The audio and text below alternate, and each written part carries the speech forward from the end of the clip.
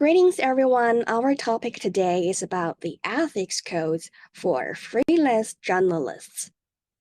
Like, why is ethics so important for freelance journalists? What exactly are those ethics codes and how to make an ethical decision, etc. So, first, why is ethics so important for freelance journalists? Someone may argue that freelancers do not have to adhere to the same institutional standards as staffers because they do not receive benefits. But no journalists should bend the rules based on their job status. Ethics have nothing to do with getting benefits. So freelancers should also obey the basic rules because only in this way can they build their own reputations and get more chances to publish their work.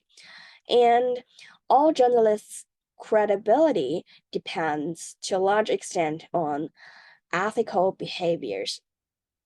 Here is a quote from a very famous freelancer, Donna Nuts.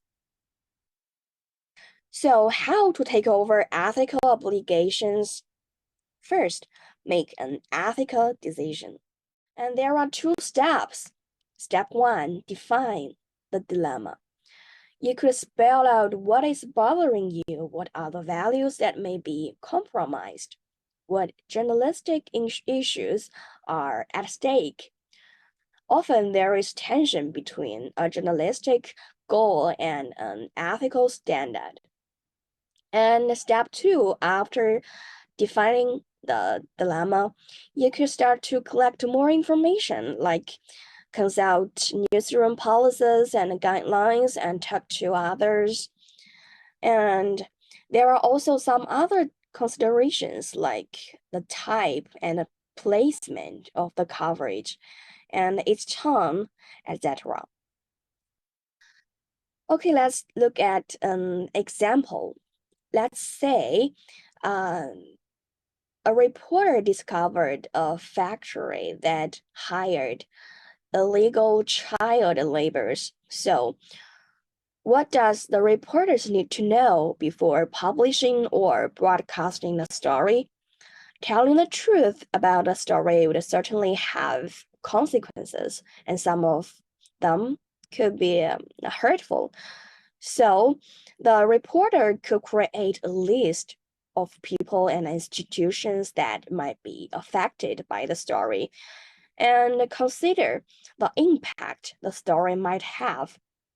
So, in this case, the story would affect the boys directly, of course, but it would also affect their families and the factory owner and stuff. So, knowing the possible consequences, the reporter could begin to look at alternatives for presenting the information. So, the story could remain truthful but does not cause as much harm. In this case, the reporter might decide to use photos of the children but not to name them to limit the potential harm. So here are four principles of the ethics. First, seek truth and report it. Take responsibilities for accuracy. Remember to verify information, use original sources, and provide context. Do not misrepresent or oversimplify. Gather, update the correct information. Be cautious when making promises. Identify sources clearly. Consider sources' motives before promising anonymity. Reserve anonymity for the sources who may face danger, retribution, or other harm, and explain it. Diligently seek subjects, allow them to respond to the criticism, and avoid undercover methods of gathering information unless the traditional methods are useless. Be vigilant and courageous. Give voice to the voiceless. support the open and civil exchange of views, recognize a special obligation to serve as watchdogs, especially over public affairs, provide access to source material, seek sources whose voices we seldom hear, avoid stereotyping, label advocacy and commentary, never deliberately distort facts or context, including the visual information. And remember, never plagiarize, always attribute. Second, minimize harm, balance the public's needs for information, show compassion for those who may be affected, consider cultural differences, recognize that legal access to information, realize that private people have a great right, weigh the consequences. Avoid pandering to lurid curiosity, even if others do. Balance a suspect's right to a fair trial with the public's right to know. Consider the long-term implications. Third, act independently. Avoid the conflicts of interest, and refuse gifts, favors, fees, free travel, and special treatment and stuff.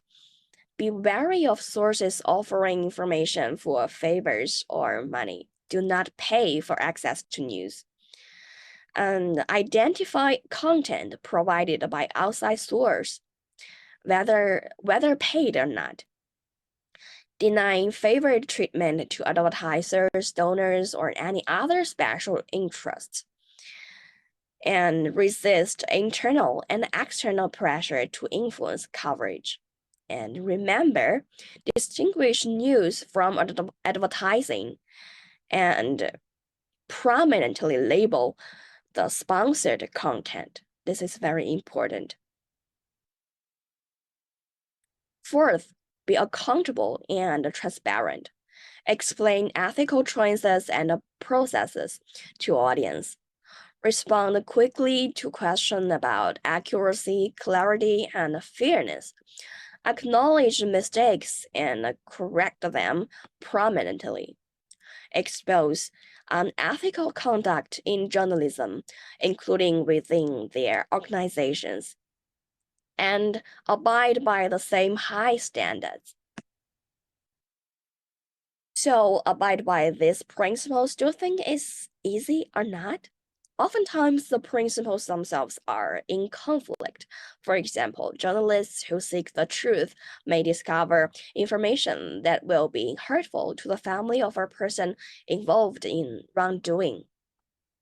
A reporter's membership in a non-governmental organization may allow her to learn more about the story the group is involved with, but her association with the group may also compromise her independence and be difficult to justify to the audience. So, the solution is to avoid them in the first place.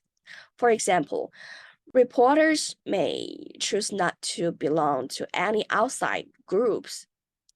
In other cases, a journalist must seek the best possible balance between conflicting principles. Always keep in mind the primary importance of seeking the truth and serving the public. The public interest is always the top priority. Okay, that's all. Thank you for listening.